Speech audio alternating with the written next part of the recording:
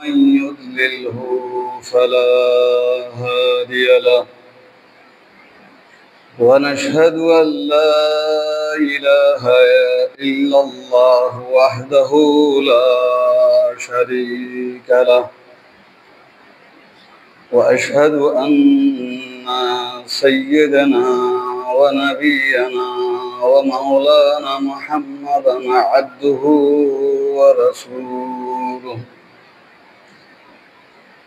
الذي أرسله بالحق بشيرا ونذيرا وداعيا إلى الله بإذنه وسراجا منيرا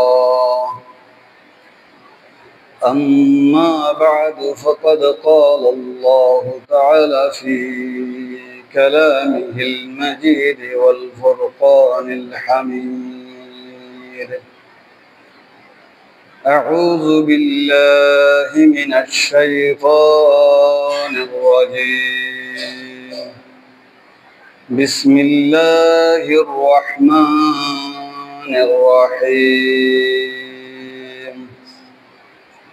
وما أرسلناك إلا رحمة للعالمين وقال تعالى إن الله وملائكته يصلون على النبي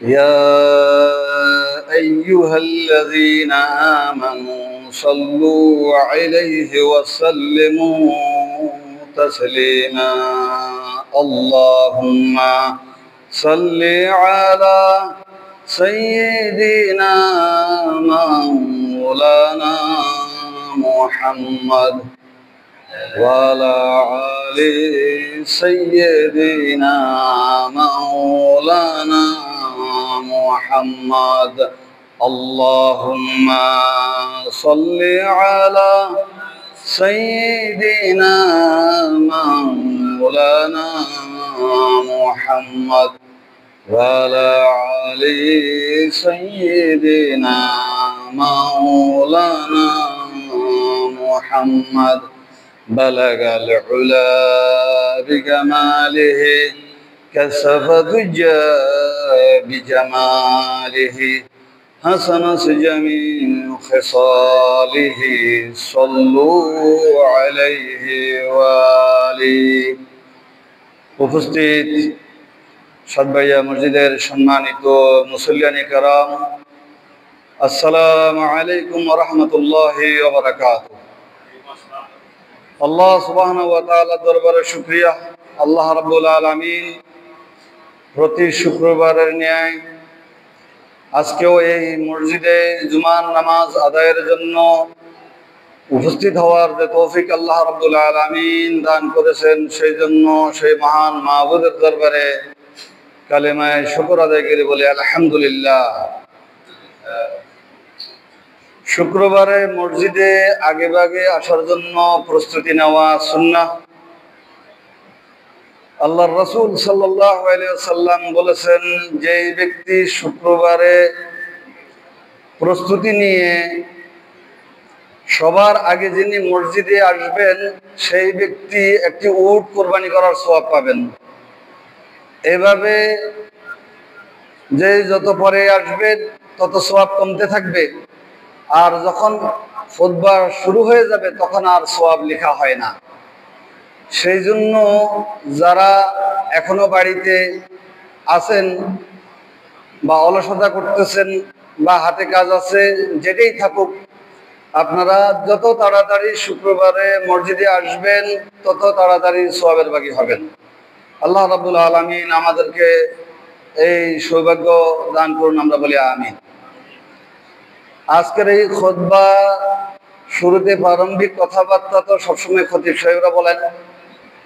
আমাদের মোহতারাম হুজুর মাওলানা মাহমুদুর রহমান মাহমুদুল হক সাহেব, তিনি স্ট্রোক করছেন, আপনারা শুনেছেন। তিনি এখন কিছুটা উন্নতি হয়েছে। আজকেও ওনার একটা সিটি স্ক্যান করা হবে, এমআরআই।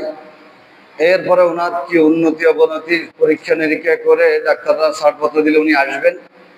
তবে আগের অবস্থা থেকে কিছু উন্নতি হয়েছে। যখন উনি ভর্তি হয়েছেন তখন ওনার মুখে এক সাইডে কথা বাঁচতেন, খাদ্য খাইতে পারতেন না। এখন কথা স্পষ্ট হয়েছে, খানা দানা খাইতে পারতেছে। তা আমরা ওনার জন্য সবাই বিশেষভাবে দোয়া করব। আল্লাহ রাব্বুল আলামিন ওনাকে সহিহ সালামতে সুস্থতার সহিত নেক হায়াত দান করুন এবং এসে আবার দ্বীনের খেদমত যাতে করার তৌফিক দান করে। আমরা সবাই ওনার জন্য দোয়া করতেছি। ছোট মিয়ারা কথা বলিও না, এই ছোট মিয়ারা মসজিদে আসলে কথা বললে গুনাহ হয়।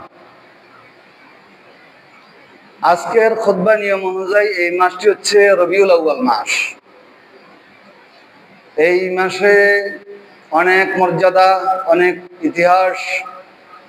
বিশেষ করে আল্লাহর নবী মুহাম্মদুর রাসূলুল্লাহ সাল্লাল্লাহু আলাইহি সাল্লাম এই মাসেই পৃথিবীতে আগমন ঘটেছে। আর 63 বছর হায়াতে জিন্দেগি পরে তিনি আবার আল্লাহ পাকের ডাকে সাড়া দিয়ে ইহজগৎ ত্যাগ করে তিনি আল্লাহর কাছে চলে গেছেন ঠিক এই মাসে। এই মাসকে নিয়ে রাষ্ট্রীয়, সামাজিক এবং মসজিদ ভিত্তিক আল্লাহ রাসূল সাল্লাল্লাহু আলাইহি সাল্লামের আগমনকে নিয়ে অনেক আলোচনা মাহফিল হয়। অন্যান্য বছর আমাদের মসজিদেও হতো, এই বছর সামাজিকভাবে যদি কোনো উদ্যোগ নেই এখনো হওয়ার সুযোগ আছে।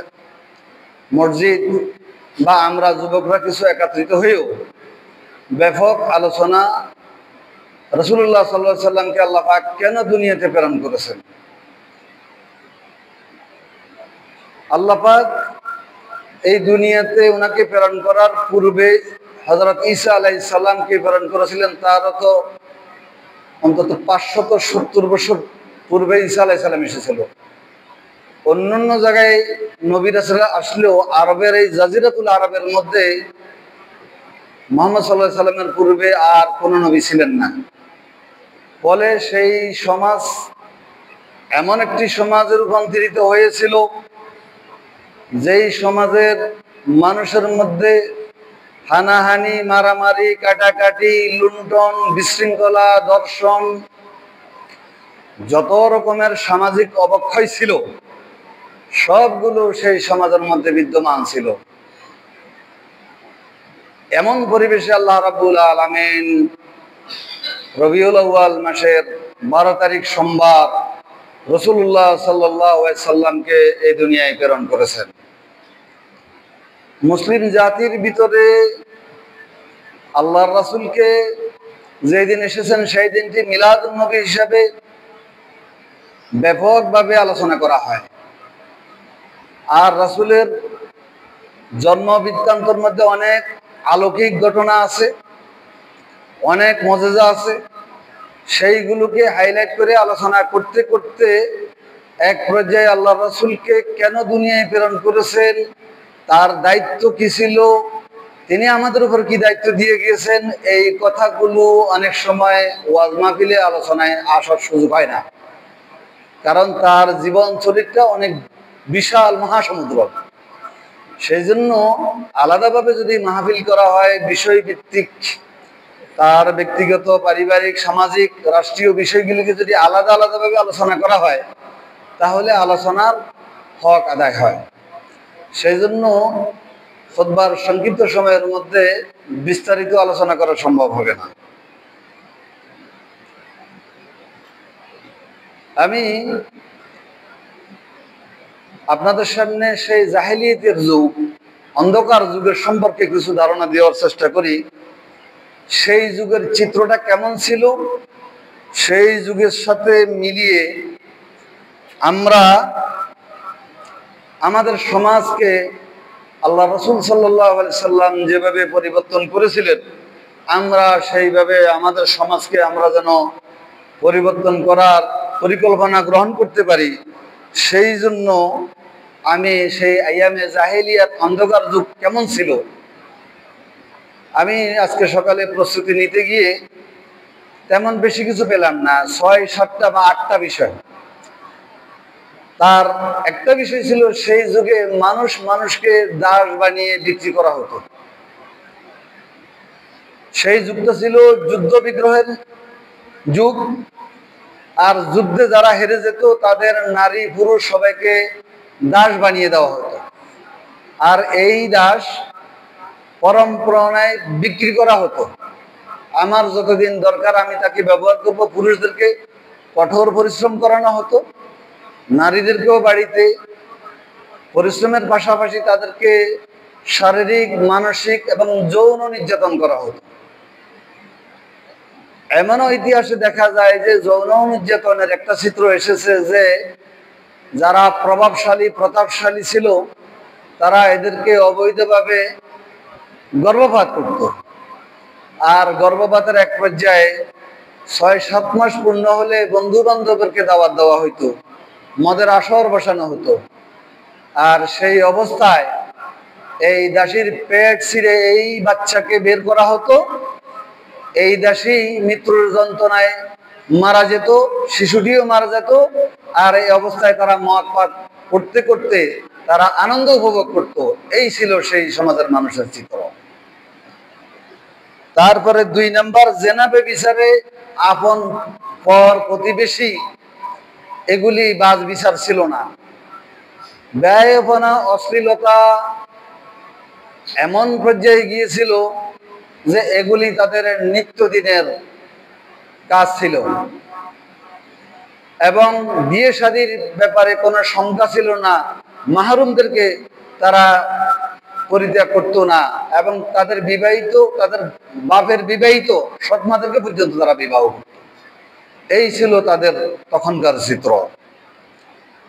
তারপরে গোত্রে গোত্রে লড়াই, সামান্য তুচ্ছ বিষয়ে লড়াই করত, ঝগড়া করত। এই লড়াইয়ের একটা ঘটনা আছে আউস এবং খাজরাজ গোত্রের, যে উটকে পানি পান করাবে। তো কার আগে কার উট পানি পান করবে, পানি খাবে, এটা নিয়ে ঝগড়া করে তারা 100 বছর 2 গোত্রে লড়াই করেছে। আর গোত্রের লড়াইতে কে ন্যায়ের পক্ষে আছেন, কে অন্যায়ের পক্ষে আছেন, তা বাদ বিচার করা হতো না। আমার গোত্রের লোক অন্যায় করলেও আমি তার পক্ষে থাকবো। এই ছিল তাদের লড়াই, ঝগড়া।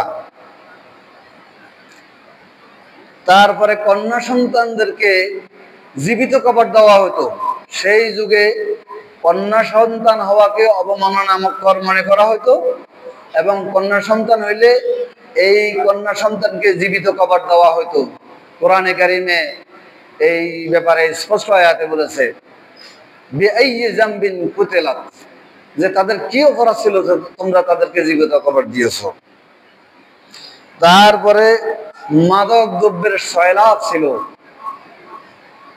নেশা, মাদক আসক্ত হয়ে সকল অপকর্ম করত তারা, কারণ তাদের স্বাভাবিক হিতাহিত জ্ঞান লোপ পেত।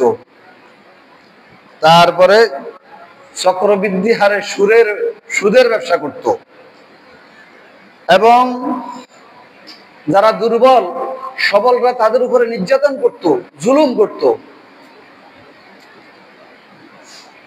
এখন এই অবস্থার দিকে যদি আমরা তাকাই, আমাদের সমাজের দিকে, আমাদের সমাজের কোনো কোনো ক্ষেত্রে কোনো কোনো বিষয় হয়তো উন্নতি হয়েছে। আমাদের সমাজে এখন দাস প্রথা নাই, কিন্তু জেনা ব্যভিচার, অশ্লীলতা, এটা কি আমাদের সমাজে আছে কি? এখন নাই, আছে। এবং সেই যুগের চাইতে এখন একটু আধুনিক এবং আরো একটু ডিজিটাল হয়েছে। কে কার সাথে চলে যাচ্ছে, মোবাইলের কারণে অবৈধ প্রেম, ফেসবুকের কারণে অবৈধ প্রেম এমন ভাবে জড়িত হয়েছে, এর থেকে ভালো খারাপ কেউ আমরা আজকে মুক্ত হতে পারতেছি না। তারপরে গোত্রে গোত্রে লড়াই আমাদের নাই, কিন্তু আমাদের এখানে দলে দলে ঝগড়া আছে। একে দলে 2 গ্রুপ হইয়া নিজেরা নিজেরা আধিপত্য নিয়ে আমাদের মারামারি আছে না? নাই, আছে। তারপরে সামান্য তুচ্ছ জিনিস লইয়া ঝগড়াঝাটি করে মামলা মোকদ্দমা আমরাও জড়াই।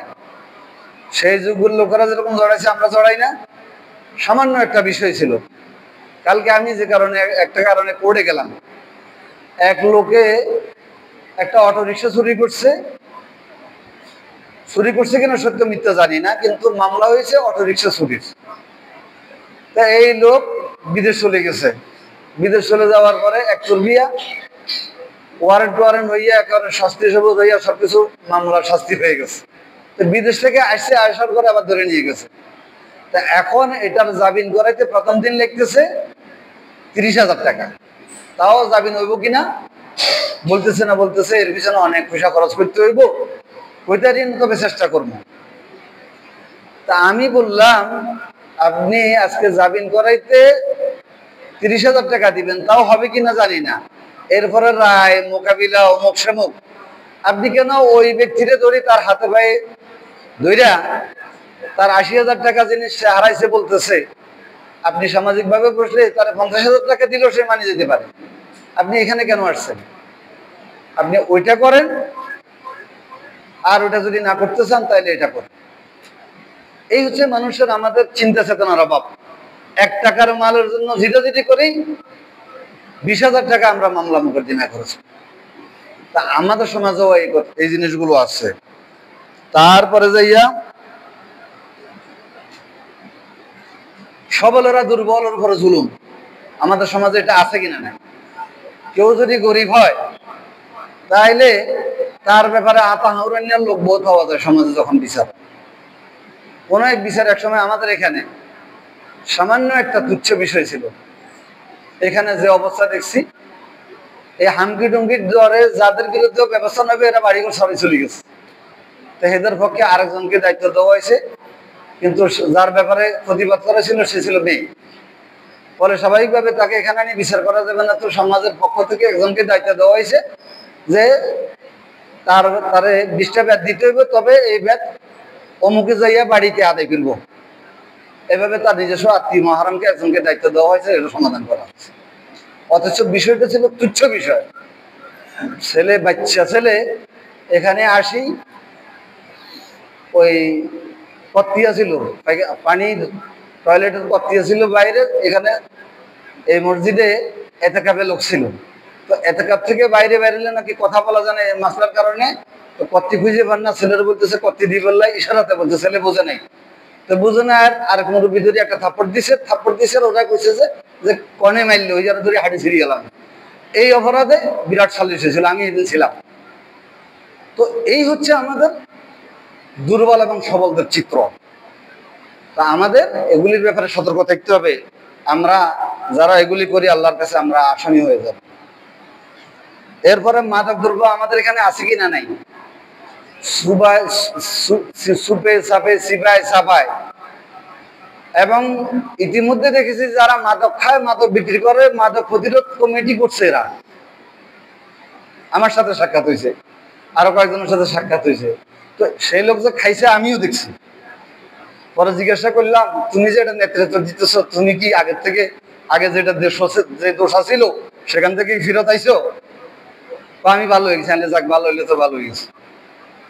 তো যারা এগুলির ব্যবসা করে তারা এগুলি প্রতিরোধ কমিটি করে, আর যারা আমরা খাই না, যারা ভালো মানুষ, তারা এগুলির ব্যাপারে আমরা ঘুমাইতেছি নীরব। তাইলে জাহেরি সমাজের যেই সমস্ত দোষ ত্রুটিগুলো এগুলি সব আমাদের সমাজে এখনো আছে। এরপরে চক্রবৃদ্ধি হারের সুদ কি আমাদের এখানে আছে নাকি? নাই, আছে। কালকে এক মসজিদে গেলাম, সেখানে সমস্যা হলো যে কেউ মসজিদে চাঁদা দেয়। তো কি করতে হইব, এক জায়গা থেকে 2 লাখ টাকা এককালীন অনুদান আছে, এটা এক জায়গায় সুদের উপরে লাগানো হয়েছে। ওই সুদের থেকে 60,000 টাকা আইলে এই 60,000 টাকা দিয়ে মুয়াজ্জিনের বেতন দেওয়া হইব, আর কোনো কালেকশন মানুষের কাছে যাই বিরক্ত হইতে না হয়। এই যে সামাজিক দায়বদ্ধতা আমাদের মধ্যে চেতনা নাই, যার কারণে সামাজিক অবক্ষয় হইতেছে। এর কারণ কি? এই সমাজের ভিতরে আল্লাহ পাক আল্লাহ রাসূল সাল্লাল্লাহু আলাইহি সাল্লামকে পাঠিয়েছেন যে ওয়ামা আরসালনাকা ইল্লা রাহমাতাল লিল আলামিন। আল্লাহ পাক বলছে যে হে রাসূল, আমি আপনাকে এই বিশ্ববাসীর জন্য রহমত স্বরূপ প্রেরণ করেছি। এই রহমত কি? এই রহমত আল্লাহ রাব্বুল আলামিন ওনার উপরে যে ওহী নাজিল করেছেন সেই ওহীর মাধ্যমে তিনি সমাজকে পরিবর্তন করেছিলেন। এই সমাজের যে সমস্ত জাহেল ব্যক্তিরা ছিল সেই সমস্ত ব্যক্তিরা এই ওহীর কারণে তারা পরিবর্তন হয়ে গিয়েছে। তাই এই কোরআন দিয়ে সমাজ পরিবর্তন করতে হবে। কোরআন ব্যক্তি তার নিজের উপরে যেমন আমল করবে, তার পরিবারের উপরে আমল করবে, সামাজিকভাবে সে এই কোরআনকে প্রতিষ্ঠা করবে।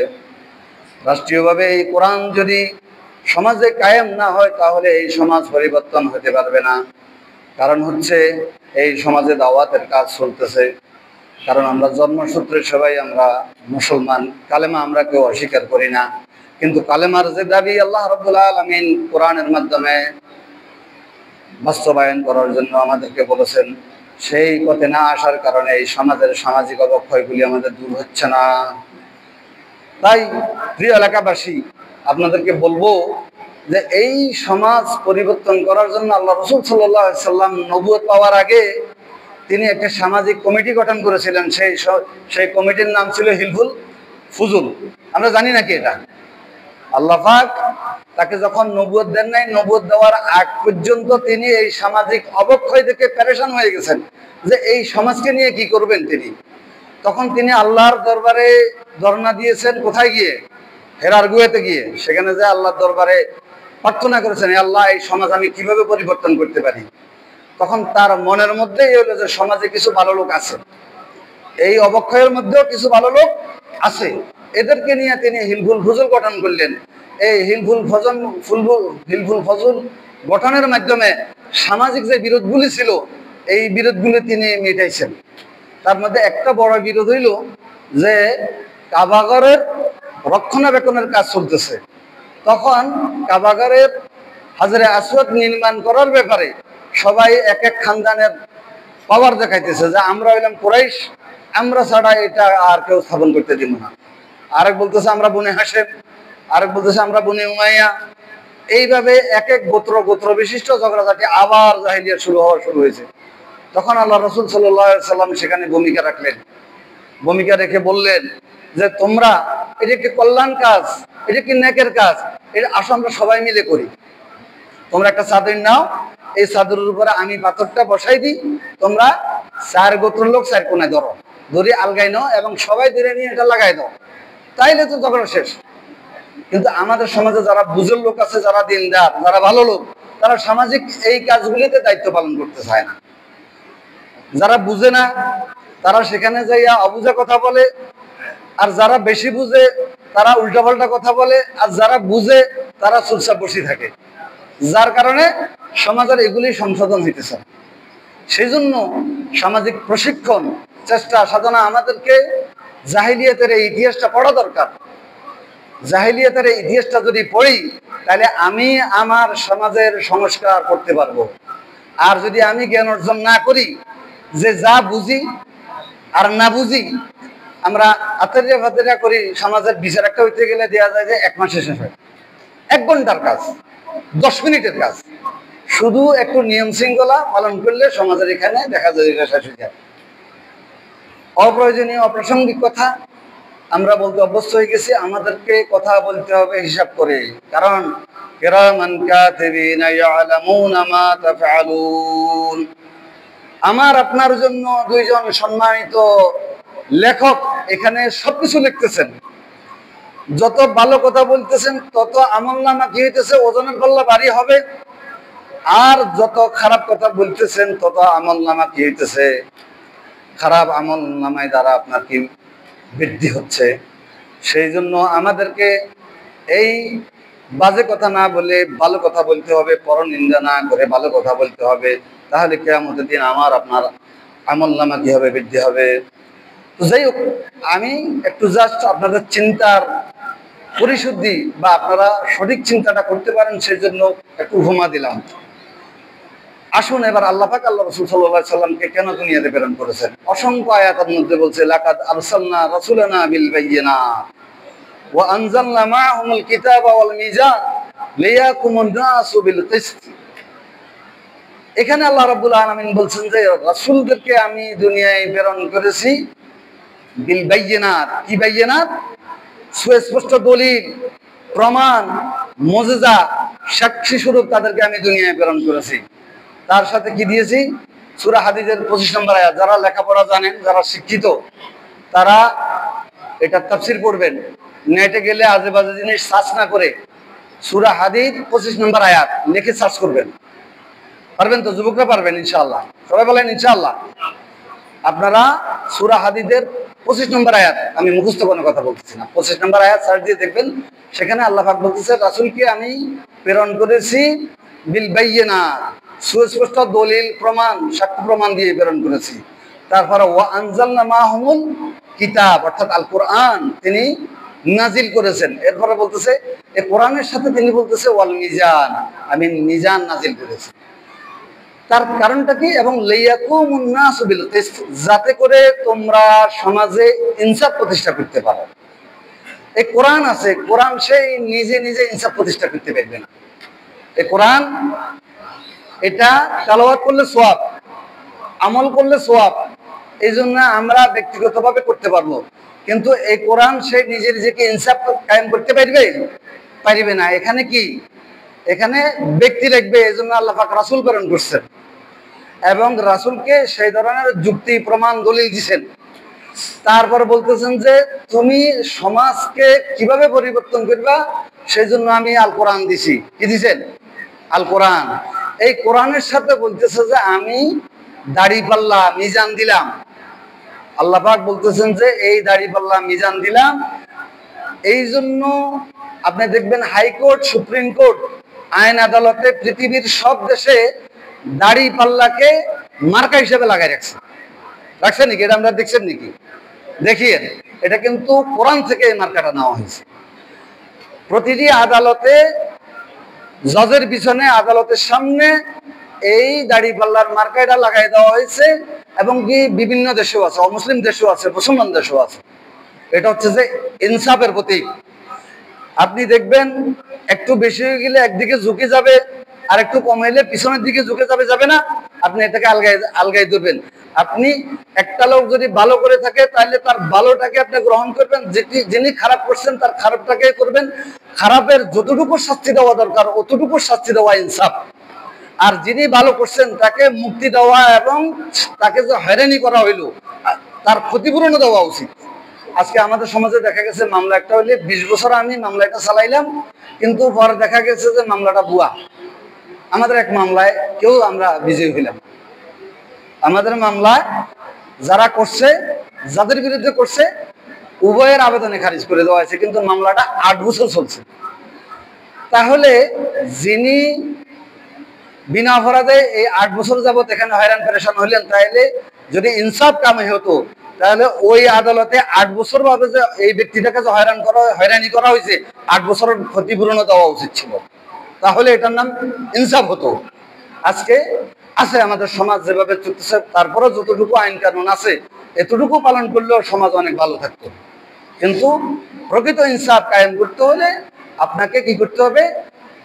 আল্লাহর এই কোরআনকে আপনি আইন হিসেবে গ্রহণ করবেন, সাথে সাথে এটাকে আপনি কি সমাজে প্রতিষ্ঠা করার জন্য রাষ্ট্রে এই আইনকে আইনি মর্যাদা দিতে হবে। আজকে আপনি পার্লামেন্টে যে আইন পাশ করবেন, আদালতের জজ সেখানে ওই আইন দিয়ে সে বিচার করবে, তার বাফের ক্ষমতাও নাই যে এই আইনের বিরুদ্ধে আপনি বিচার করবেন। তাহলে আমরা মূল গোড়ায় আমাদেরকে ফিরে আসতে হবে। যদি আমরা মূল গোড়ায় ফিরে না আসি তাহলে আমরা এই সামাজিক পরিবর্তন আমাদের হবে না। তো যেহেতু সময় শেষ হয়ে আসছে, আমি আপনাদের কাছে এই আবেদন করব যে আমাদের হুজুর অসুস্থ, সবাই আগে ছিলেন না, সবার পক্ষে আমি একটা কথা বলবো যে আমরা এই আলোচনাটা শোনার জন্য শুক্রবার একটু আগে ভাগে প্রস্তুতি নেব। আমরা সে সময় আসি, এই আলোচনা না শোনার কারণে গুরুত্বপূর্ণ অনেক নসিহত থেকে আমরা মাহরুম হয়ে যাই। আর দ্বিতীয় হচ্ছে যে আল্লাহ রাসূল সাল্লাল্লাহু আলাইহি সাল্লাম বলছে যে শুক্রবারে জুমার জন্য আলাদা প্রস্তুতি নেওয়া এটা সুন্নাত, এবং সবার আগে যিনি আসেন তিনি একটা উট কুরবানি করার সওয়াব পান। এবং এভাবে সওয়াব কমতে থাকে যতক্ষণ পর্যন্ত পিছনের দিকে যাবেন, খুতবার আগ পর্যন্ত এই সওয়াব লিখতে থাকে, এবং খুতবা শুরু হয়ে গেলে সওয়াব আর লেখা হয় না। এই জন্য শুক্রবারে আপনারা সবাই একটু আগে ভাগে আসবেন, আলোচনা শুনবেন। দ্বিতীয় হচ্ছে যে জুমায় যে পরিমাণ লোক হয় পাঞ্জেগানাতে এই পরিমাণ লোক হয় না, এবং পাঞ্জেগানাতে যে পরিমাণ লোক হয় সকালবেলা এই পরিমাণ লোক হয় না। এই ধরনের গাফিলিতি নামাজ আল্লাহ রাব্বুল আলামিন পছন্দ করেন না। আল্লাহ পাক বলেছেন ফাওয়াইলুল লিল মুসাল্লিন, ওই সমস্ত নামাজীর জন্য ধ্বংস। সূরা মাউনের মধ্যে বলছে, আপনারা পড়িয়েন একটু, যে ওই সমস্ত নামাজীর জন্য ধ্বংস যারা গাফিলিতির সহিত নামাজ পড়ে। আল্লাহ পাক এটা ফরজ করেছেন, ফরজ হিসেবে এটা গ্রহণ করবেন এবং আপনি 5 ওয়াক্ত নামাজ পড়বেন। যারা ফজরের নামাজ নিয়মিত কাজা করেন তার জুমার নামাজ পড়ার জন্য আসলে কোনো গুরুত্ব নাই, কারণ জুমার মধ্যে যাদের ওজর আছে তাদের রুখসত আছে। আপনার যদি নারীদের জন্য রুখসত আছে, শিশুদের জন্য রুখসত আছে, যারা কোনো অসুস্থ আছে তার জন্য রুখসত আছে, এবং যে সমস্ত বিভিন্ন গুরুত্বপূর্ণ কাজে আছেন রুখসত আছে, মুসাফিরের রুখসত আছে। এসে ইচ্ছে করলে জোহর পড়তে পারবে। তাইলে যেই নামাজটাতে রুখসত আছে সেই নামাজটাতে আমরা ঠিকমতো আসি, আর যেই নামাজটাতে আপনার কোনো ছাড় নাই, বলছে যে ওই সমস্ত নামাজের জন্য ধ্বংস যারা নামাজে গাফিলিতি করে। গাফিলিতি করার উদ্দেশ্য এ হচ্ছে, মূল বিষয় হচ্ছে যে আচ্ছা পড়বো, ঠিক আছে একলা পড়বো, আপনার কাজ নেই, আপনাকে মসজিদে এসে নামাজ পড়তে হবে। নামাজ আল্লাহ পাক 5 ওয়াক্ত নামাজ জামাতের সহিত খরচ করেছেন। একজন অন্ধ সাহাবীকে আলাদাভাবে ঘরে নামাজ পড়তে অনুমতি দেয় নাই। আল্লাহ রাসূলকে বলছে, ইয়া রাসূলুল্লাহ, আমি অন্ধ মানুষ, সঙ্গী সাথী পাই না, আমি কি ঘরে নামাজ পড়তে পারবো? তিনি তাকে বলছেন যে হ্যাঁ পড়িও। পরে বলছে যে তুমি কি আজান শুনতে পাবো? হ্যাঁ। বলছে তুমি তোমার বাড়ির সাথে একটা রশি বান্ধিয়া দিবে এবং ওইটা ধরে ধরে এসে মসজিদে নামাজ পড়বা। তাহলে একজন অন্ধ ব্যক্তিকে যদি নামাজের জামাতে নামাজ পড়তে যদি রুখসত না দিয়ে থাকে, তাহলে আমি আপনি কোথাকার আল্লাহর ওলিয়ে গেছি যে আর ওজোর আছে কই, যেমনি চেমনি নামাজ পড়লাম। আমাদেরকে এই ব্যাপারে সচেতন হতে হবে। আল্লাহ রাব্বুল আলামিন আমাদেরকে তৌফিক দান করুন। এই বলে আমি আমার আলোচনা এখানে শেষ করলাম। আর হুজুরের চিকিৎসা উন্নতির পথে আছে। আজকে MRI হবে, হলে ইনশাআল্লাহ হয়তো এলাকায় আসবেন, তো হয়তো 1-2 সপ্তাহের মধ্যে উনি স্বাভাবিক জীবনযাপন করতে পারবেন। ওনার ছেলে কালকে রাতে আমাকে দুর্গ জানাইছে। এই বলে আমি আমার আলোচনা এখানে শেষ করলাম। ওয়া আখিরু দাওয়ানা আলহামদুলিল্লাহি রাব্বিল আলামিন। আসসালামু আলাইকুম ওয়া রাহমাতুল্লাহি ওয়া বারাকাতুহু।